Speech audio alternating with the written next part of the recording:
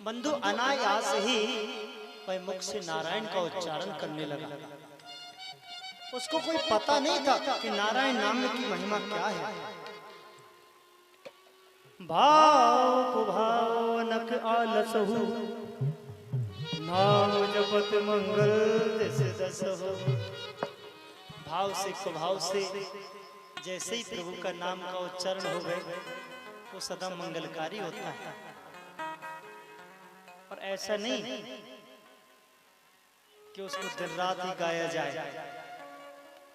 एक घड़ी आधी में पुनियाद तुलसी संगत साधु की सुकटे कोटे अपराध। धीरे धीरे अजामल का बुढ़ापा अंतिम की ओर पहुंचा। जैसे ही उसके प्राणांत का समय आया बंधु, यमदूत आकर उसको ले जाने लगे। उसने जोर से आवाज लगाई। जब उसका कंठ में प्राण आ गया, बोले हे नारायण रक्षा करो। अब उसने तो अपने पुत्र को बुलाया, लेकिन जैसे ये कान आवाज नारायण के कानों में क्षीर सागर में पहुंची, नारायण ने तुरंत अपने पार्षदों को भेज दिया, जाओ कोई मेरा भक्त मेरा नाम पुकार रहा है। हरि के पार्षद अजामल को लेने के लिए आ गए। इधर यमराज की दूत अजामल को लेने आ गए। एक हाथ दूत पकड़े यम के, एक हाथ पकड़े श्री हरि के दूत। दोनों ताना तूनी करने लगे, दोनों में विवाद हो गया। हरि की दूतों ने कहा हमें प्रभु की अनुमति हुई है कि इसको लेने जा, हम ले जाएंगे। इधर यमदूत बोले अरे आपको गलती हो गई है, ये तो दुराचारी है, ये तो पापात्मा है, मदरा मांस का सेवन करने वाला दुराचारी है, इसको तो नरक में जाना चाहिए। आखिर जब ज्यादा विवाद बढ़ता दिखा ना, तो श्री हरि प्रकट हो गए। उन्होंने कहा हे यमदूतो, ये ठीक है दुराचारी था, लेकिन सने मुख हो ए जीवे मोहे जगाई।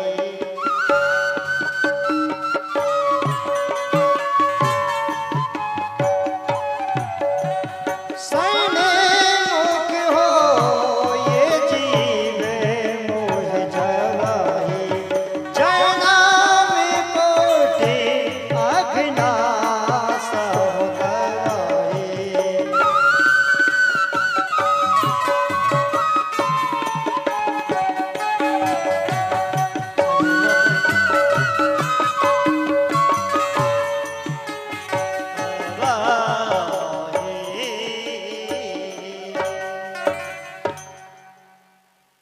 जन्म जन्म नियतन कराही,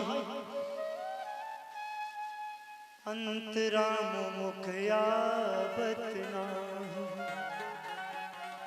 प्रिय बंधु, हम जन्म जन्म तक यत्न करते हैं, तपस्या करते हैं, पूजा करते हैं, पाठ करते हैं, नाना प्रकार के यज्ञ अनुष्ठान करते हैं, लेकिन अंत समय पे भगवान का नाम का उच्चारण नहीं आता। आज अजामिल को अंतिम समय प्राणांत के समय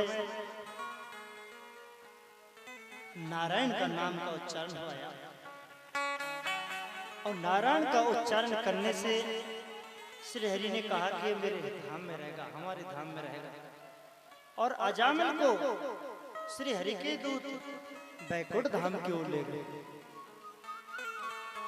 भागवत में कथा आती है कि यम के दूत तो नाराज हो गए, जाकर के सीधे और यमराज के पास पहुंचे। कहा महाराज अब तो हम किसी को लेने धरती पे नहीं जाएंगे। बोले क्यों? बोले आपने भेजा था, दुराचारी थे, पापात्मा था, दुराचारी था, तो हम उसको नरक में लेने के लिए गए थे, लेकिन बात तो गड़बड़ हो गया। बोले क्या?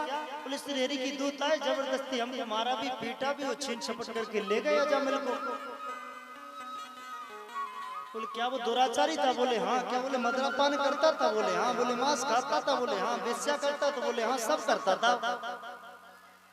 फिर बोले वो कौन सा पुण्य है ऐसा उस पे बन गया कि उसको श्री हरि के दूत बैकुंठ धाम में ले गए?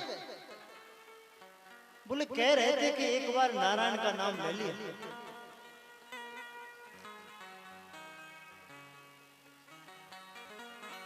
यम तो डर गया। यमराज ने कहा सुनो,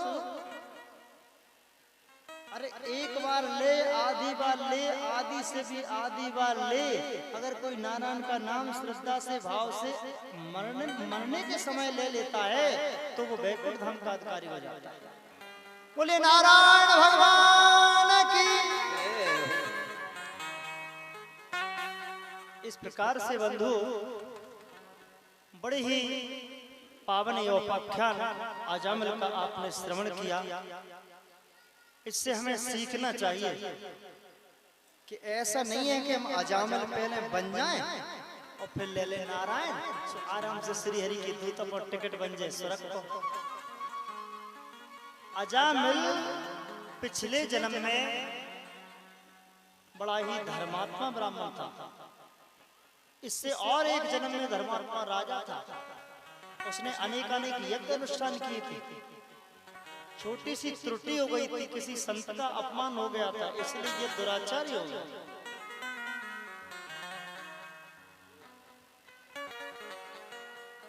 भगवान से प्रार्थना करते हैं कि हे प्रभु, हमें आप अजामिल जानकर के और हमारा उद्धार कर दें। क्यों कि अजामिल जैसे दुराचारी इस संसार में आज भी पाए जाते हैं। तो बड़े भाव से हम सब एक बार भगवान नाम कीर्तन करेंगे और भगवान से ये प्रार्थना करेंगे कि हे प्रभु, हमें आप अजामिल की तरह ही, देखिए दुराचारी तो हम भी, हमसे भी कोई गलती बन पड़ी है, इसलिए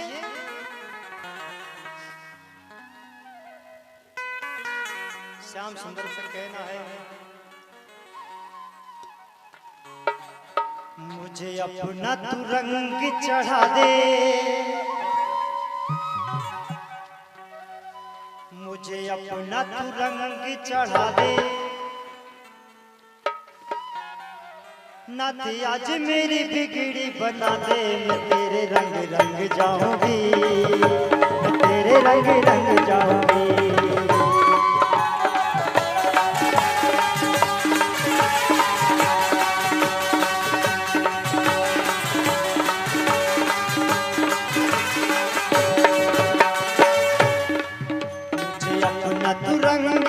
दे मुझे अपना तू रंग चढ़ा दे, और भक्ति का रंग चढ़ा दे, तेरे रंग रंग जाऊंगी, मैं तेरे रंग रंग जाऊंगी।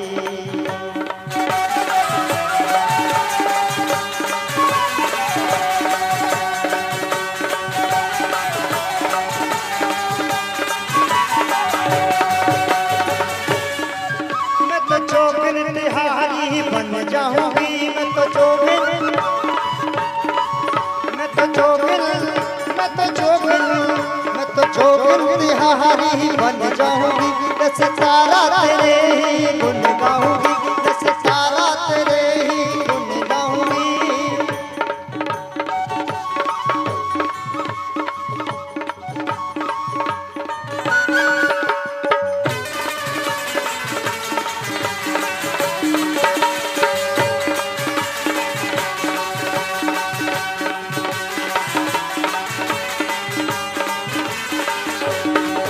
जरा प्रेम का पंथ बता दे, जरा प्रेम का पंथ बता दे, मुझे भक्ति का रंग चखा दे, मैं तेरे रंग रंग जाऊंगी, मैं तेरे रंग रंग जाऊंगी।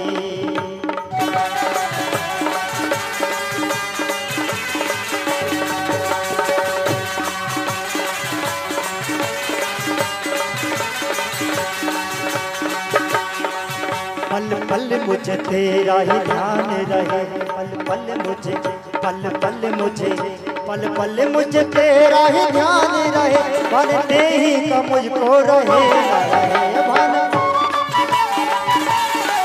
बनते ही का मुझको रहे न रहे। जान की दिल में जला दे, जान में जो मुझे जान की दिल में जला दे, मैं तेरे रंग रंग जाऊंगी, तेरे रंग रंग जाऊंगी।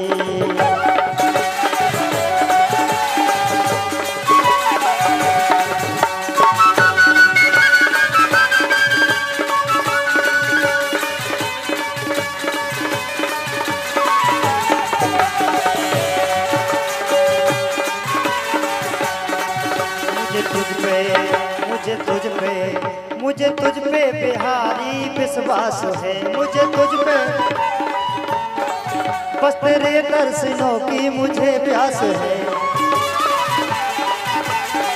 मुझे तुझ पे मुझे तुझ पे मुझे तुझ पे मुझे तुझ पे मुझे तुझ पे बिहारी विश्वास है, बस तेरे दर्शनों की मुझे प्यास है।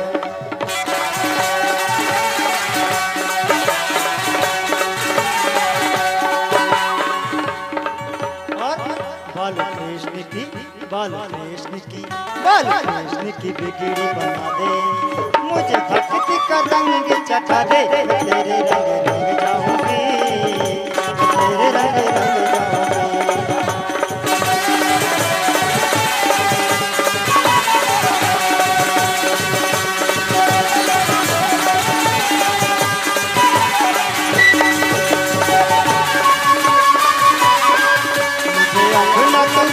चढ़ा दे हो अपना तू रंग चढ़ा दे, मुझे भक्ति की चुनर उड़ा दे, तेरे रंग रंग जाऊंगी, तेरे रंग रंग जाऊंगी।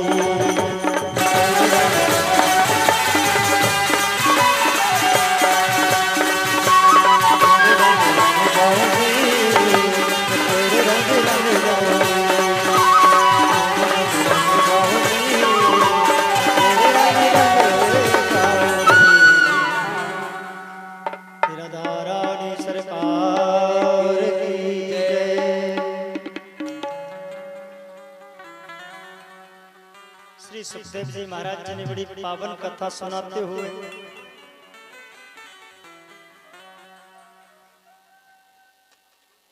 आगे प्रसंग बढ़ाते हुए बड़ी सुंदर बात बताई।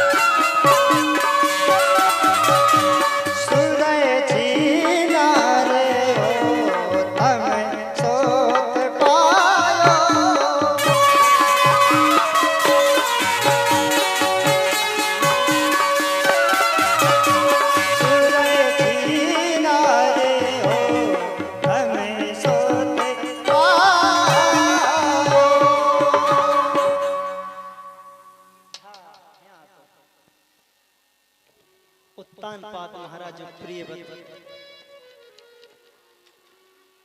ये मनु के दो पुत्र हुए। इनमें महाराज उत्तानपाद की बड़ी पावन कथा है। उत्तानपाद कौन है?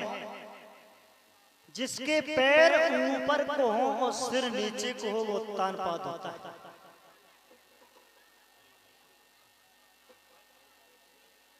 अच्छा बंधु, मुझे याद आ रहा है जब हमारा जन्म होता है तो हमारे पैर भी ऊपर को रहे और सिर नीचे को होता है।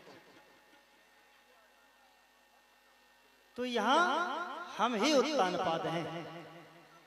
उत्तानपाद के यहाँ दो रानियां हैं। जेठी का नाम सुनीति है और जो छोटी वाली है ना उसका नाम है सुरुचि। सुनीति के यहाँ ध्रुव नाम का पुत्र पैदा होता है और सुरुचि के यहाँ उत्तम होता है। लेकिन राजा छोटी रानी को ज्यादा चाहते हैं। एक दिन महाराज अपने सिंहासन पर विराजे हुए थे और उसी समय ध्रुव आया और महाराज की गोद में बैठ गया। बंधु, बड़ी सुंदर कथा है। माता बहनों को गर्मी बहुत लग रही है, 2-4 पंखा लगा दो भैया उधर।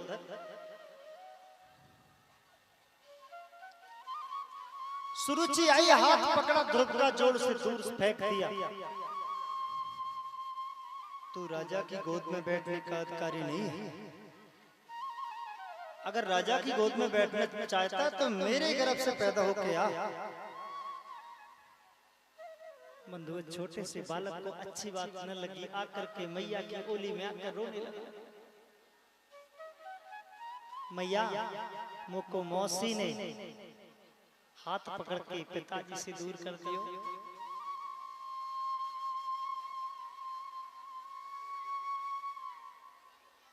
और कहा, तू नहीं भूप गोते अधिकारी, तेरी जननी नाही में प्यारी। तो गोद का अधिकारी नहीं है।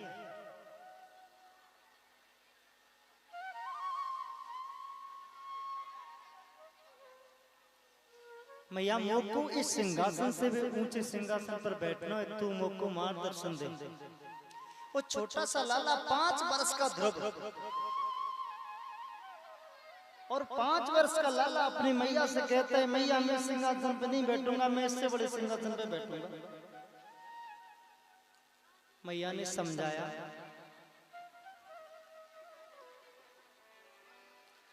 बोली मात सुनहु सुत प्यारे, दुखियन के भगवान सहारे। कहे ध्रुव मात कवन भगवाना, रूप रंग गुण करहो बखाना। ध्रुव ने कहा, मैया ये भगवान कौन होवे? भगवान कैसा होता है और कहाँ रहता है और भगवान क्या देता है?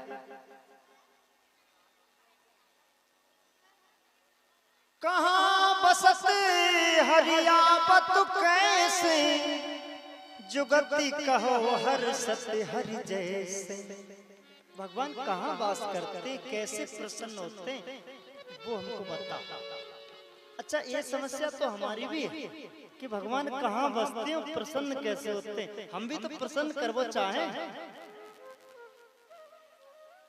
अब ध्रुव 5 वर्ष के अपनी मैया से प्रश्न करते, मैया भगवान कहाँ रहते हैं?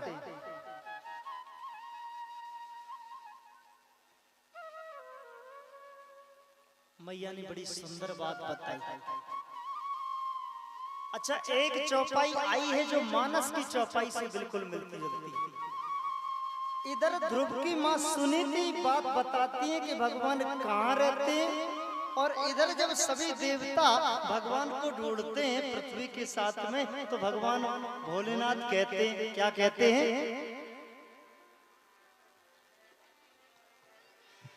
अरे हरि व्यापक सरे बात्र समाना, हरि व्यापक सरे बात्र समाना।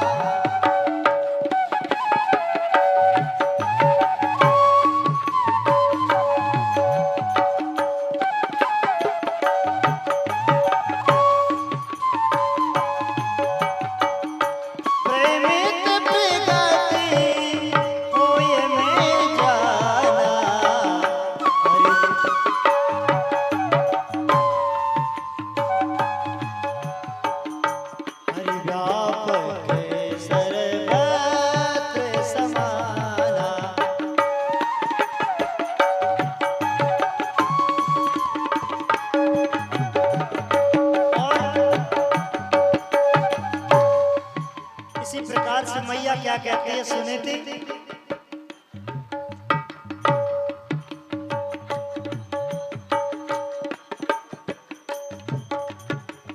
हरि सरबत समाने समाने,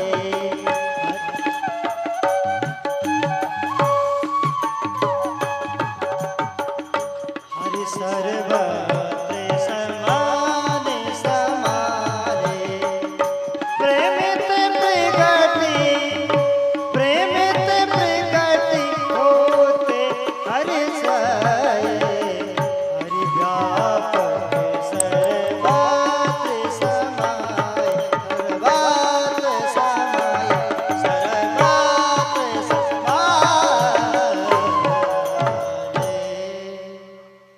हरि व्यापक समझना चौपाई की, हरि व्यापक सर्वत्र समाना, प्रेम ते प्रकट होए में जाना। गोस्वामी तुलसीदास जी कृत चौपाई। हरि व्यापक सर्वत्र समाये और प्रेम ते प्रकट होत हर साये, श्री कृष्णायन की चौपाई। कहा मैया ने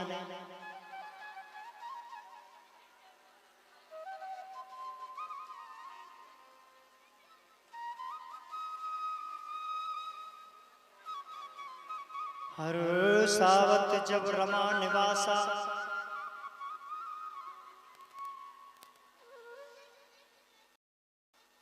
जब रमा निवास हर्षा जाते प्रसन्न हो जाते हैं ना भगवान, तो क्या बताते, पूरन करत भगत अभिलाषा। तो भक्ति की अभिलाषा पूर्ण करते हैं। आज छोटे से बालक को और मैया ने समझाया। आज हम छोटे छोटे बालकों को क्या समझाते हैं, क्या शिक्षा देते हैं, मोबाइल दे देते हैं, ले टिंकू पिक्कू देखो। सो भैया वो काका होवे में गेम। तो छोटे छोटे बच्चा अभी बोल नहीं पाते ढंग से, चल नहीं पाते ढंग से, लेकिन उनको मोबाइल आप दो तो वो गेम खेलते। और अपन मोबाइल ना चला पाए, वे छोटे छोटे बच्चे मोबाइल चलाते हैं। भैया मोबाइल में तो सारो संसार भरो भैया, जो मोबाइल में जाने और जे हैं उन्हीं के लाने। जानबूझ के बटन दबाइयो नहीं पहुंचा दे हैं थाने। लेकिन मैया सुनीति ने ध्रुव को बड़ी पावन शिक्षा दी। बेटा परमात्मा सब जगह समान है, लेकिन अगर प्रेम से पुकारो तो वो आ जाते हैं। ध्रुव 5 वर्ष के हैं, आधी रातें निकल जाते हैं घर से। भगवान की प्राप्ति के लिए नारद जी ने देखा कि 5 वर्ष का लाला भगवान की प्राप्ति के लिए निकला है। रास्ते में आ जाते हैं, अरे लाला कहाँ जा रहा? ध्रुव ने कहा हम भगवान की प्राप्ति के लिए जा रहे हैं, तपस्या करेंगे। नारद जी ने कहा मंत्र मंत्र लियो कि ना लियो? बोले जो तो न जाने जो गुरु दीक्षा का होगा। अच्छा गुरु दीक्षा तो बहुत लोग न जाने। आज नारद जी ध्रुव जी से कह रहे हैं कि तुम गुरु दीक्षा जानते हो क्या होती है? ध्रुव जी ने कहा हम अभी कछु नहीं जानते, अभी तो हम अंटियन खेलना जानते थे, लेकिन बात कछु ऐसी फंस गई, हमें बुरी लग गई। आज हम भगवान को प्रकट करने जा रहे हैं। और नारद जी ने उनको बड़ा ही पावन मंत्र दिया है ध्रुव को। अगर आपको मंत्र चाहिए तो मैं यही मंच से वही मंत्र देता हूँ, आप अपने दिल में रखिए, उसको रोज चिंतन कीजिए। केवल एक 12 अक्षर मंत्र है और इसी मंत्र से ध्रुव को श्री हरि के दर्शन होते हैं। इसी मंत्र से आदि भगवान के दर्शन होते हैं। लेकिन श्रद्धा और भाव से, 10 इंद्रियों से, संयम से, प्रेम से उसका वाचन करें। तो सभी भाई और माताओं से मेरा निवेदन है कि मेरे साथ में वो ध्रुव जी को जो मंत्र देते हैं नारद जी, जिस मंत्र से श्री हरि 5 वर्ष की अवस्था में ध्रुव को दर्शन देने के लिए मथुरा चले आए। मथुरा में ही ध्रुव को दर्शन दिया था जमुना जी के तीर पर। आइए अपन वही मंत्र को बड़े भाव से गाते। बड़ा महत्व है उस मंत्र का। आंधी ना चला वो तो अपने आप आ जाएगी।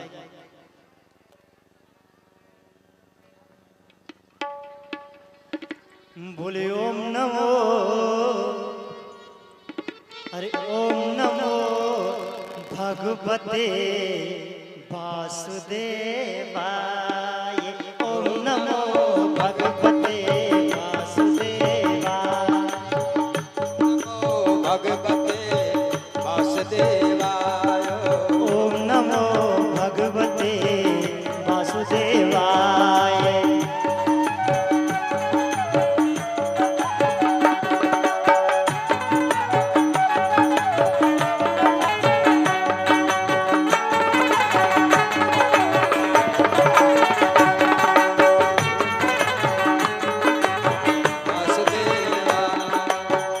वासुदेवाय बोलो वासुदेवाय, वासुदेवाय बोलो वासुदेवाय, वासुदेवाय बोलो वासुदेवाय, वासुदेव,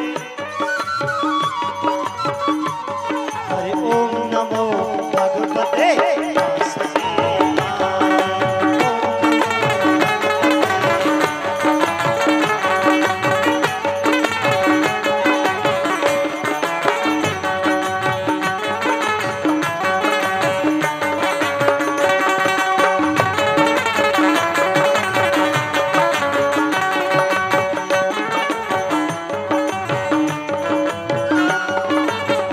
वासुदेवाय बोलो नमः शिवाय, वासुदेवाय बोलो नमः शिवाय, शिवाय बोलो नमः शिवाय,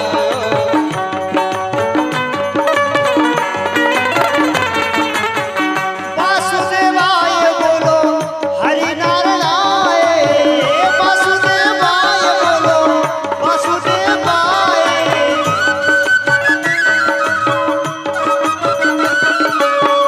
वासुदेवाय बोलो वासुदेवाय,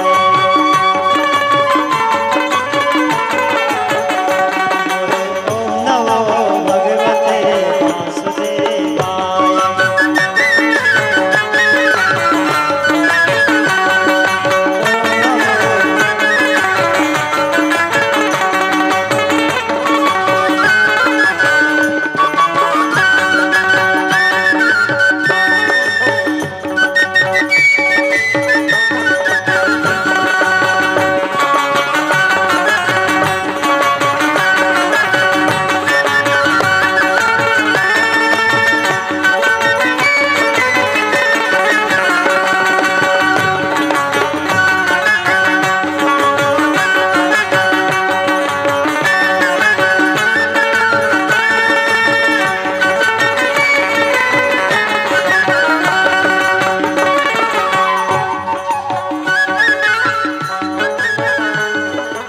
ओम नमो भगवते वासुदेवाय, ओम नमो भगवते वासुदेवाय,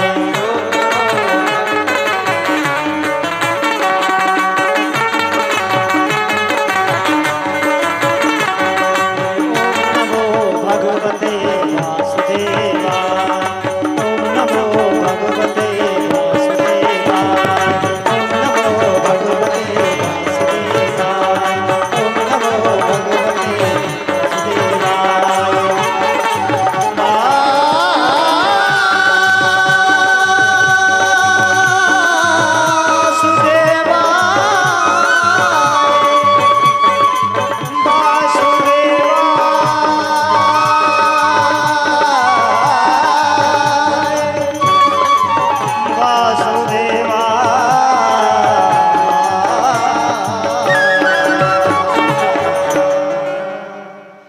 बोले श्री नारायण भगवान की जय। नारद जी ने बड़ा पावन मंत्र ध्रुव जी को दिया।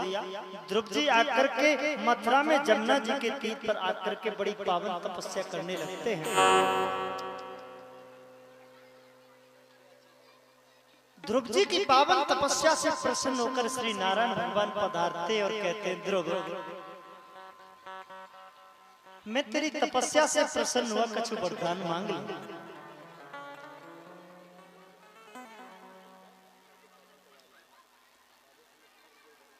ध्रुव ने कहा, प्रभु मैं तो छोटा बालक हूँ। क्या हो रहा है? कोई बच्चों को शांत नहीं कर सकता? इतने सारे लोग बैठे हैं, ये कितने चिल्चिल। एक तुम बच्चों के कितना चिल्ला रहे हो? एक छोटा सा 5 साल का बालक ध्रुव कहता है कि प्रभु मैं तुम्हारी क्या स्तुति करके जानूं, वो को तो स्तुति ही करबो ना। आज ध्रुव ने बड़ी ही पावन स्तुति करी और ऐसी स्तुति करी कि वो स्तुति को सुन के बड़े बड़े देवता गंधर्व और ध्रुव की सराहना करने लगे, बढ़ाई करने लगे। हे प्रभु, हे जनार्दन, आज आप मेरी छोटे सी बालक की भक्ति पर प्रसन्न भये।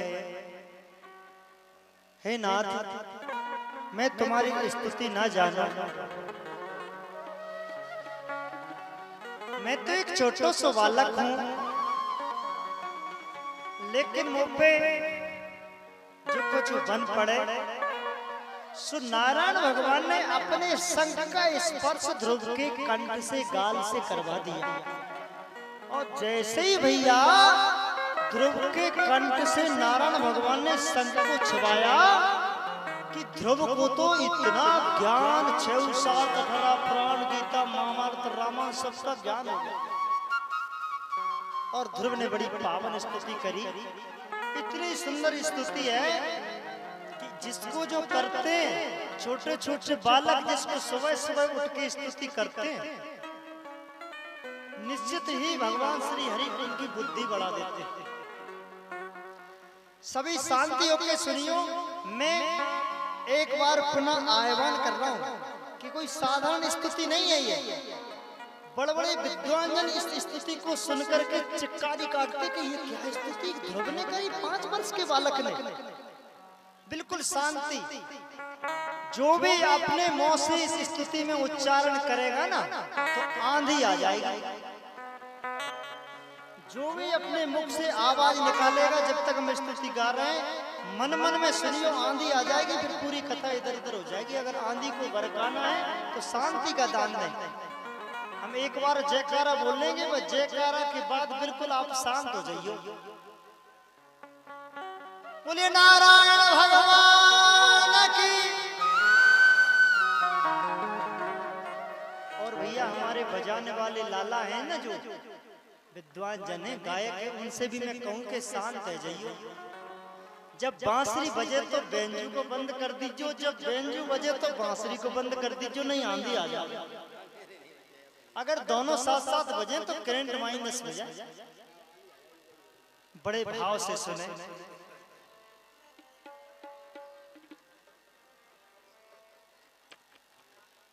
नमामि प्रभु जय, नमामि कृपालम, नमामि प्रभु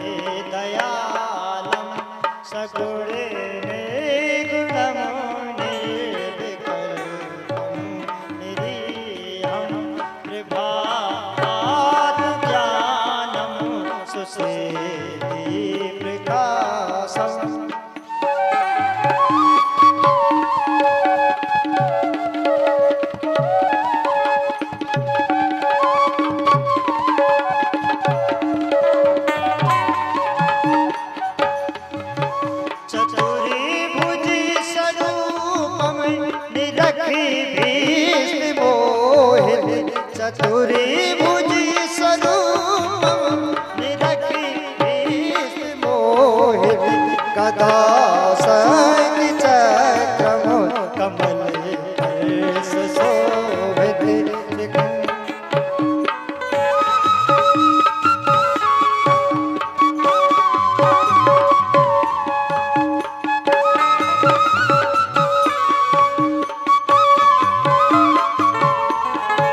विभम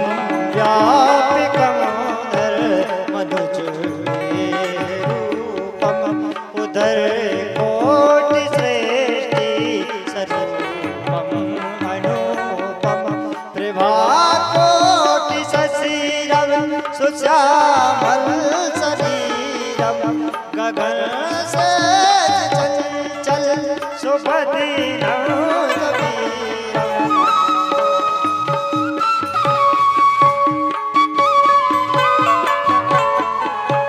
गिरा ज्ञान मति ते परे गति तुम्हारी गुणातीत गौ से विकल ज्ञानकारी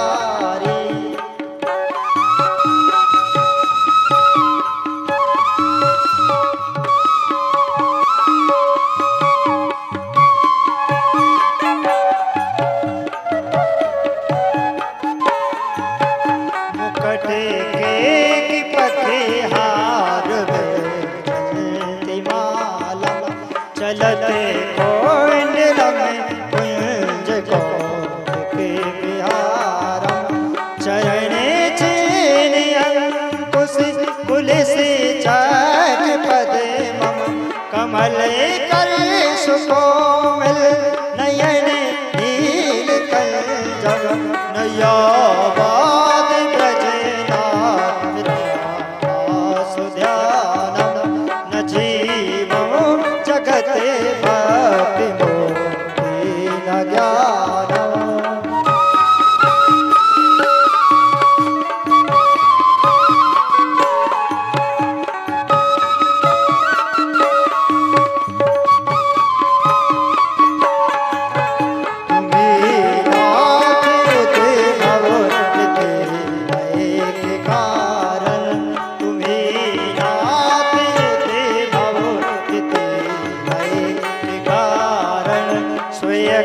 छास गोलोक मही ब्रज बिहारन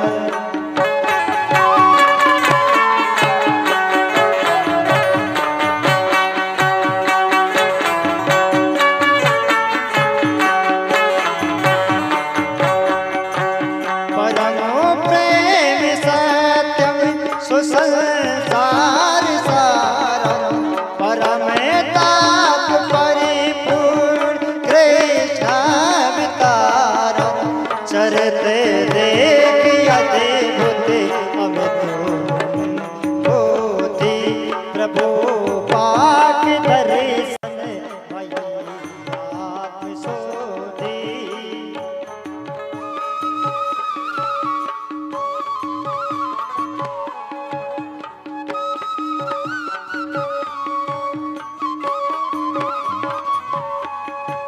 करो ब्रज बिहार सोयछा बिहारी हरे नाथ खल दल मर्जी तुम्हारी प्रिय कृष्ण राधा पति पद भजामि प्रभु प्राणनाथम हे कोटि नमामि नयाबाद ब्रजनाथ पारविंदम नयाबाद ब्रजनाथ पारविंदम नयाबाद ब्रजनाथ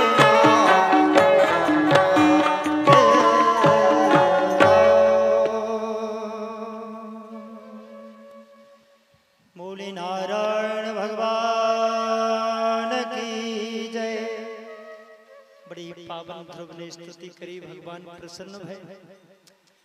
ध्रुव को ऐसा लोक दिया प्रभु ने जो आज भी सबसे उत्तम, सबसे ऊंचा, सबसे पवित्र माना जाता है, उसको हम ध्रुवलोक कहते हैं।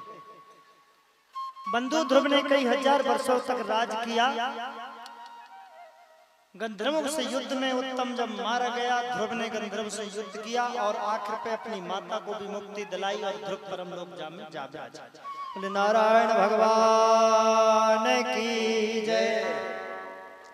आज बड़ी ही पावन भक्तों की कथा आप श्रवण कर रहे हैं। छोटी सी कथा प्रहलाद की, इसके बाद भगवान श्री राम जी का अवतरण होगा और राम जी के अवतरण होने के तुरंत बाद हमारे कन्हैया पधारेंगे। आज तो बड़ी पावन कथा है।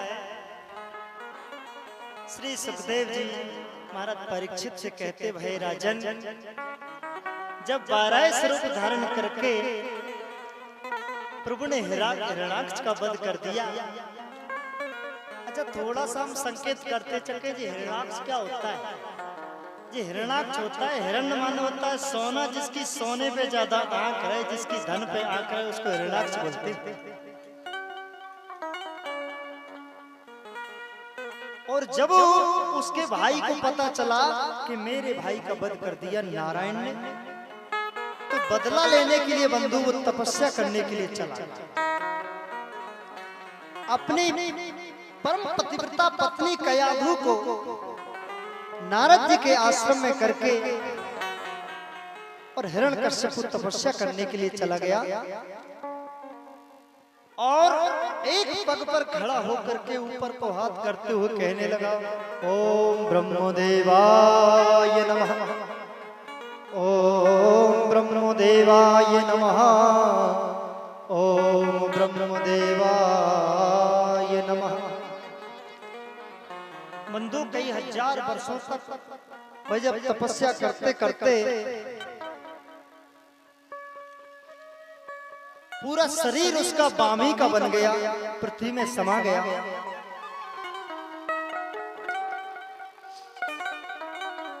तो ब्रह्म देवता प्रकट हुए।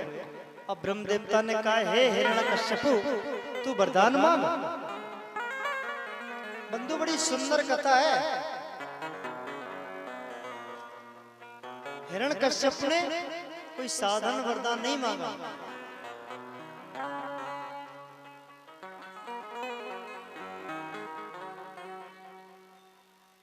क्या वरदान मांगा बताएं?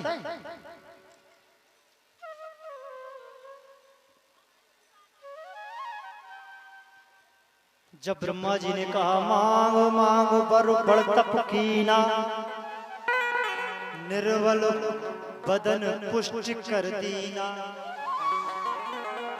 कर प्रणाम बोला अभिमानी, सुनो विरंज दया निधि ज्ञान।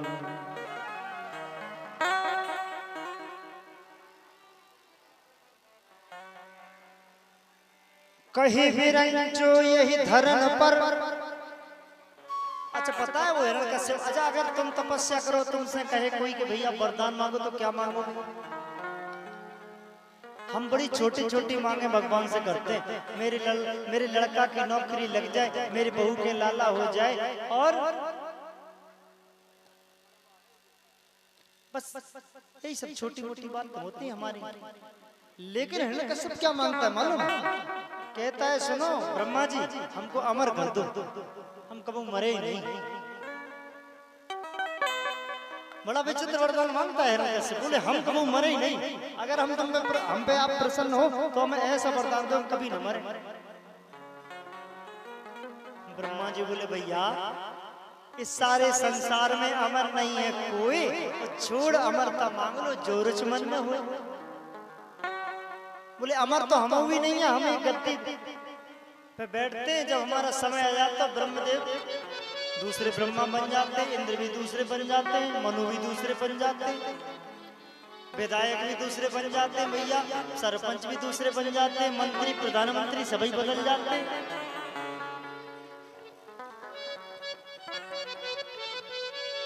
अब वो चतुर था, उसने कहा हम ऐसा वरदान मांगे कि हम मरे ही नहीं। उसने बड़ा दिमाग लगाया सा।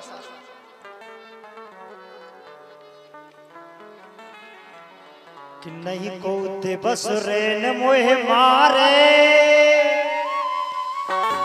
जल डुबाए नहीं पावक जारे,